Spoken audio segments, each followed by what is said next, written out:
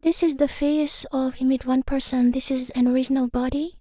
And this is the result which I generated from the face swap. Let's learn how to swap face with AI. So let's get started. Head over to Google Gemini. Here we need to click on New Jack. Here we need to upload two images. First image and the second image. The order of images are important. So this is image 1.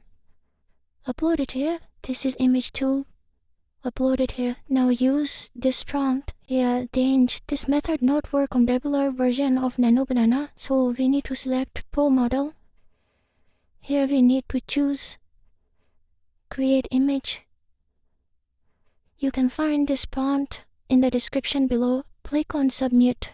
Now you can see the face has been swapped to the new body. If you want to download this image, simply click it here.